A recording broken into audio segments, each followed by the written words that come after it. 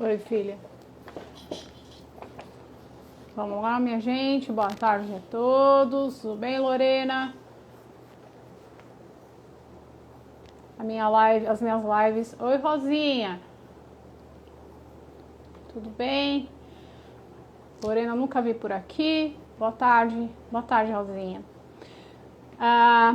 As minhas lives, assim, eu faço para criar um banco de dados para vocês e para mim, tá?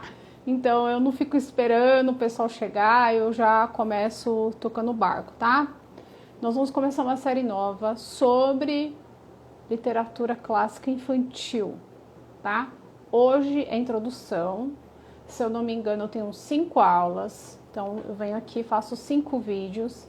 Esse curso não é da Classical U, é um curso da Hillsdale College, que eu tô fazendo também, tá? Como o curso da Classical U ficou bem complexo agora no final, eu tô só estudando, fazendo prova já para pegar meu certificado no nível 1, tá?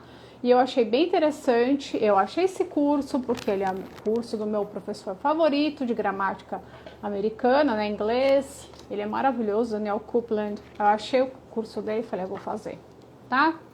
Então vamos lá. A gente vai falar hoje a introdução sobre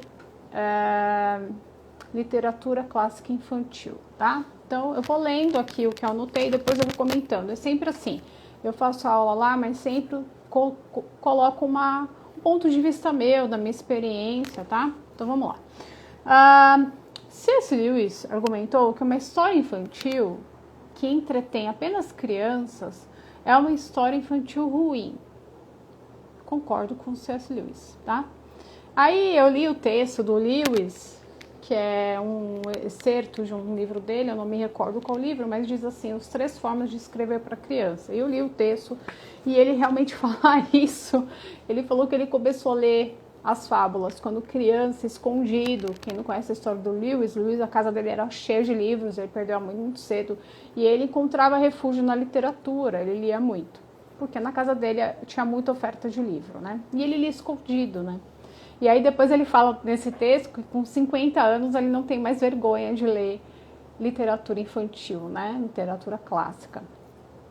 Então se a gente lê um livro que só entreter criança, ele diz isso, né? C.S. Lewis, isso é um livro ruim. Porque um livro que é destinado à criança, ele também tem que servir para nós adultos, tá? Literatura infantil boa é aquela que provê lições morais, de forma que encanta e inspira jovens e adultos. Super concordo, tanto que eu já aprendi nessas literaturas juvenis, por exemplo. A gente está terminando agora, a gente terminou a Rapaziada da Jo, concluímos, né, esse feriado e foi maravilhoso. Nós lemos Mulherzinhas, depois lemos Rapazinhos e por fim a Rapaziada da Jo, e foi maravilhoso, foi uma experiência familiar incrível, né? Passamos esse tempinho com a Alcott e foi muito bom. Por que é mais fácil aprender algo em um conto? É porque é como é a nossa vida, né? Quando a gente lê Mulherzinhas e a gente vê a dinâmica de uma família com 4 filhas, eu me identifiquei ali, né? Algumas coisas eu aprendi com elas, porque é dinâmica familiar com meninas, né? Meninas inseridas na escola, com problemas onde elas estavam, com os amigos, com as amizades, né? Quando a gente, eu não sei se vocês já leram, eu recomendo, mas por exemplo, quando a Beth, que a mãe vai socorrer o pai, vou ter que dar spoiler, mas bem curtinho, que ela vai atrás do pai, para tratar do pai, o pai tá ferido, né? O pai era pastor, mas foi lá para guerra. E ela fica em casa. E elas fazem um acordo assim, não vou fazer nada, tá? Cada uma tinha uma função na casa. E elas falaram, vamos curtir uma preguiça, mais ou menos isso. E aí a Beth tinha aquele senso de dever, de não. Ela tinha as obrigações dela, ela continuou fazendo. E ela foi visitar uma família, que era uma família muito doente, com crianças doentes. E ela voltou doente dessa visita, né? Então, ali mostra o quê? O senso de dever e responsabilidade, que às vezes até esse senso de dever e responsabilidade, ele vai ter uma consequência ruim No caso, ela foi sozinha e ela não tinha pegado a doença, que eu não lembro se era escarlatina, era alguma coisa assim. E as outras irmãs já tinham pegado. Então, se a Jo tivesse isso, se tivesse ido, a Amy, visitar aquela família, levar coisas, que a mãe tinha esse coração, esposa de pastor, né? De servir. E ela foi e ela não tinha pegado a doença. Isso custou muito caro para a Beth. Então, ali, coisas da vida, né? Então, a gente aprende com essa literatura. O meu professor falou que também uma outra forma é aprender pela própria história, né? Quando esses dias mesmo a gente leu sobre Rômulo e Remo, né? Rômulo e Remo, né? O soldador de Roma e tal. É uma história que mistura, né? Ela mistura uma coisa real, mas fictícia. Mas a gente aprende, né? Que a partir do momento que eles entenderam que eles eram filhos de uma princesa, eles não conseguiam mais se submeter a uma vida de pastor. Então, essas nuances, essas coisas a gente aprende, né? Eu sou adulta e aprendo, né? Deixa eu ver aqui.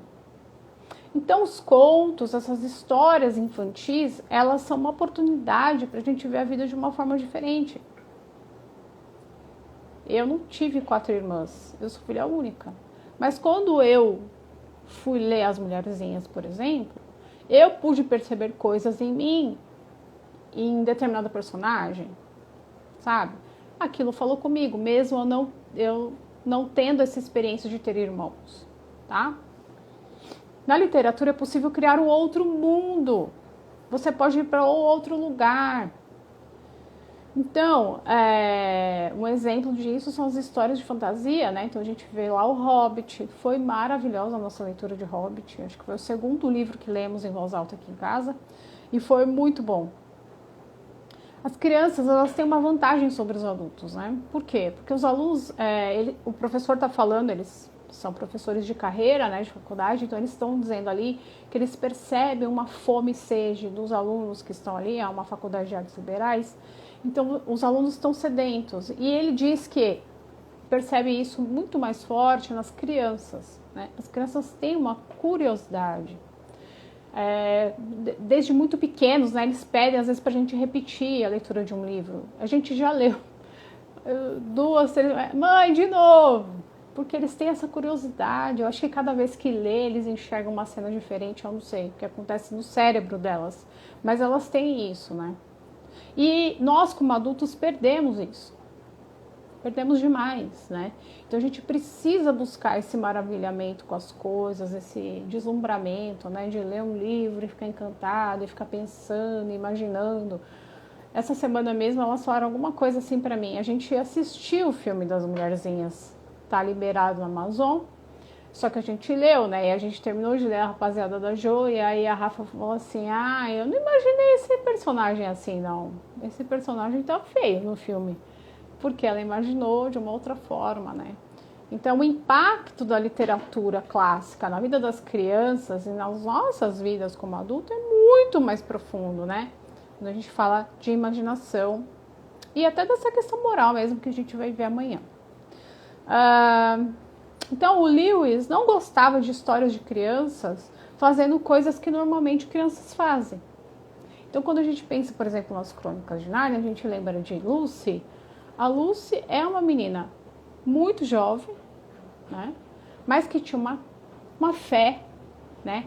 Ela crê em Aslan, ela tem um relacionamento com Aslan, ela sai para conversar com Aslan, que é um leão, que é a figura de Cristo, né? Ela sai desse modelo de criança bobinha, café com leite, que não tem nenhuma interferência na história, para se tornar, em alguns momentos nas crônicas, protagonista. Porque ela não está fazendo aquilo que todo mundo espera que ela faça na sua idade. Ela sobressai. Tá? Então, a gente vê criança lutando com um dragão. Deixa eu ver algum outro exemplo de criança, livro de criança se destacando. O próprio, não digo criança, mas o Frodo, né? Quando a gente pensa, ou no Bilbo, né? O Bilbo era Ninguém dava nada para ele. Ele só era um hobbit. E ele foi responsável pelo anel, que tinha um efeito muito ruim nos outros, né? Nos outros personagens. A gente vê já no Senhor dos Anéis. O Gandalf falando, eu não posso quase nem olhar para ele. Né? Então é o improvável, né? Quantas vezes nós somos esses improváveis na história, de que ninguém dá nada, né? Mas que esses improváveis fazem coisas maravilhosas, né? Então, veja isso, num adulto já tem impacto, vocês imaginam isso numa criança. Na hora que ela passar por uma dificuldade, uma situação difícil, vai lembrar. Isso vai ser muito bom. Aí ele cita, né, umas frases do Churchill sobre filmes, né? Então o Churchill fala o seguinte: a vida não é sobre crime, covardia e ambição. Porque acho que na época que Churchill falou isso eu acho que é muito atual, de a gente ver o quê? Os filmes retratando crimes, a vida, né? A gente vê o jornal retratando crime, covardia e ambição. Só o que é ruim, né? Mas a covardia é a corrupção da coragem. A ambição, a gente só quer ver os como que fala? Tem os protagonistas e os antagonistas, né? A gente vive num mundo que parece que todo mundo quer ver o antagonismo só, né? E a gente precisa buscar os heróis. Lembrando que muitas vezes esses heróis, eles sofrem a consequência da sua coragem e bravura. Então, quando a gente vê a história do Senhor dos Anéis, a gente vê o Frodo. O Frodo passou por todo aquele processo. Mas, quando ele voltou, ele não se encaixava mais naquela realidade dentro lá do vilarejo, né? Ele teve que ir embora. Aquela trajetória, aquele caminho todo que ele percorreu, daquilo que ele foi responsável, chamado para fazer, que foi muito duro e também um outro improvável, né? Mas aquilo transformou ele, diferente do Sam. Sam ficou na vila, Sam constituiu família, né? Já o Frodo não, porque aquilo transformou ele. Ele nunca mais foi o mesmo, ele teve que ir embora. Então, existe um lado escuro, um lado dark, um lado pesado, que as crianças também precisam vivenciar através da literatura, porque a vida é assim, né? É ou não é? Então, por exemplo, no Rapaziada da Joe, não vou dar um mini spoiler, né? Mas assim, houveram situações ali e foi muito bom para mim, como mãe, porque, olha só, vou contar a minha experiência da leitura desse livro, a lição que eu tirei desse livro. Porque a gente acha que a gente é mãe, a gente é Deus. E nós não somos deuses, nós não somos Deus. Deus é Deus. Deus é dono daquelas pessoas, os nossos filhos, né? A gente faz a nossa parte, que é guiar a criança no caminho que deve andar, ensiná-la, né? Mas quem livra da maldade desse mundo, quem livra do domínio de Satanás, quem guia, quem livra, né? Quem traz a salvação é o próprio Deus, né? Jesus Cristo. Aquela pessoa tem que ter um encontro com Deus, não adianta. Então não sou eu. Porque eu faço homeschooling, então agora aqui na minha casa só vai ter um anjo de luz. Não é assim, né? Principalmente quando essa criança que vira um jovem, e aí ele vai ter a vida dele. E aí sim é a prova. Por quê? Porque ele vai ter que tomar as atitudes na vida, às vezes de coisas até que ficaram no passado, de pecados, né? E aquilo volta de uma forma em que as pessoas vão fazer suas escolhas. E essas escolhas podem ser ruins e terão consequências, mas isso é a vida. Quem acha que coloca filho em bolha, agora meu filho, quando eu falo bolha, eu falo bolha Não, a gente tem que ensinar, a gente tem que proteger, a gente tem que ofertar aquilo que é bom, né? Gastar tempo, investir tempo naquilo que é bom, aquilo que agrada ao Senhor, Filipenses 4:8, tudo que é bom, tudo que é agradável, e se é de boa fama, se é algum louvor, nisso pensai. Esse é o filtro na nossa vida. Mas isso não vai impedir que as tentações venham, eles não estão como se fosse uma gaiola de Faraday que impede que o pecado chegue. Todos podemos passar por isso. Mas a diferença é, quando a gente oferta esse tipo de história, a gente tem a oportunidade de conversar, né? Existe um trabalho que está sendo feito. Então, quando eu li, rapaziada, eu entendi isso. Eu falei, Deus, eu estou fazendo o meu melhor, aquilo que eu posso fazer como ser humano, mas não são minhas. Que o Senhor abençoe, aí entra a questão da oração, que o Senhor abençoe, que o Senhor guarde, que o Senhor direcione, que o Senhor mostre o caminho do bem e do mal, que o Senhor dê espírito de sabedoria e revelação, do pleno conhecimento do Senhor. Certo? Então, teve um personagem, quem foi ler depois, lembre-se do Dan e do Ned, os dois, que me chamaram muito a atenção, falaram muito no meu coração. Uma outra coisa muito importante dentro da literatura clássica é que o livro, a gente tá com o livro, a gente faz pergunta o tempo todo. O que esse livro precisa me ensinar? O que essa história está me ensinando? Então, eu estou falando aqui do rapaziada do Joe, basicamente me mostrou que eu não sou dona das minhas filhas e que quem livra das ciladas da vida é o Senhor. E naquilo que elas escolherem ruim, terão consequências, mas as consequências na Bíblia fala que o Senhor transforma a maldição em bênção. Até aquilo quando a pessoa se arrepende, aquilo que é ruim se torna bênção. Aí isso me deu uma paz tão grande, porque eu entendo hoje o meu papel como mãe. Isso por causa de uma literatura juvenil, tá, gente? A gente tá falando do livro aqui que é destinado a jovens, 12, 13 anos. E uma mulher de 43 anos aprendeu isso. E trouxe paz no meu coração. Falei, entendi. Meu papel é ensinar, educar, interceder, orar e descansar. Tá certo?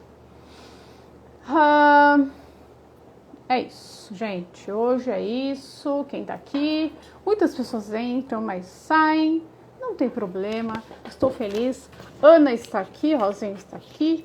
Silvana está aqui. Ana também está aqui. É sempre as mesmas queridas. A Carla, que também nunca tinha visto por aqui. Bem-vinda, Carla. E a Bruna, que Bruno também não me recordo. Tá certo? Os livros que eu citei hoje foram O Hobbit e o Senhor dos Anéis, Mulherzinhas, da Louisa Alcott, Rapazinhos, mesma autora, e Rapaziada da Joe, mesma autora. Acho que foram, e Crônicas de Nárnia, né? C.S. Lewis, acho que foram esses que eu citei. Tá bom? Rosinha, também. Eu amo esse tema, né? Eu amo literatura. Então, eu achei assim o curso, tô achando o curso fantástico. Amanhã ele vai falar alguma coisa sobre moral. Também foi uma lapada na minha cabeça, eu não terminei de assisti metade da aula. Mas amanhã a gente conversa mais sobre isso, tá? Os clássicos e a moralidade, né? O que ela traz? Como que ela traz? Como que ela ensina? A gente vai continuar aquilo que eu já comecei hoje, tá bom? Então é isso, minha gente. Curtinha, né? Mas eu acho que ajude. E aquilo. Não é ciência de foguete, não é uma coisa difícil, a gente precisa ler. Aí, tá gostando, Rosinha? Mulherzinhas? Mulherzinhas é muito querido. Ensina demais, né? Comportamento das meninas. Depois, se você comprou aquela edição grande, que é aquela que eu indiquei, que é da Martin Claret, ali também está junto Boas Esposas. Excelente. Quem dera eu tivesse lido esse livro quando eu casei. Tinha me evitado muita dor de cabeça. Mas é isso. Nada. Prazer. Prazer estar aqui. Tava com saudade. Mas, gente, eu tô muito cansada. Meu Deus do céu. Eu tô correndo atrás de tanta coisa. Lembrem de mim nas suas orações. Tá bom? Então tá bom. Alguém tem alguma pergunta sobre esses livros? Estou aqui. Posso responder. Imagina, Ana. Meu prazer tá aqui. Ah, então, Rosinha, se você compra aquele grosso da Martin Claret, que eu acho que eu tinha te falado, né? Ele tem Boas Esposas junto. Aí você vai ver, minha filha é tanta ripada que a gente leva. Tipo, ai, não.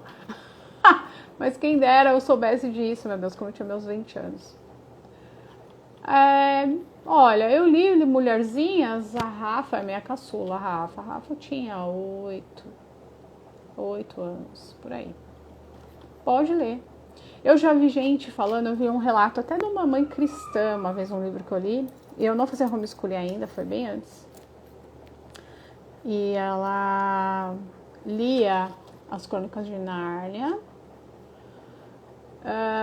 pra menina. A menina tinha 2 anos, a mais nova. Então não subestime. Pode ler. Pode ler, Carla. O importante é... tem o meu destaque aí. Ler, L-A. Vou escrever aqui, ó. É o destaque. Ler, L-A. Que é o Language Arts. Ler Language Arts, tá? Deixa eu ver. Então, você pode ler. Eu tô te falando aqui.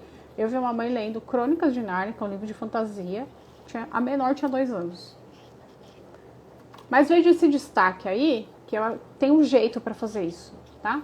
Simplesmente, se você tem meninos muito enérgicos, tem um jeitinho, tá bom? Não é, Rosinha? Ele é muito bom. Todos da Alcott, né? Depois eu até tenho uma lista, porque eu tenho um livro, esse antigo, né? Eu até ia me livrar dele, mas não vou, não. E eu achei a tradução dele muito boa. E... tem os outros, tem 8 primos, tem um outro que é o nome de uma moça, sabe? Tudo que é da Alcott eu recomendo. Pra meninas, rapazinhos também, é pra meninos, né? Não, falou muito aqui em casa. Todos, tá bom? Então é isso, meninas. Deus abençoe. Imagina, Carla, passa por aqui. Normalmente eu tô aqui 1 hora, tá? Normalmente. Às vezes atraso, às vezes não faço. É a vida acontecendo, tá bom?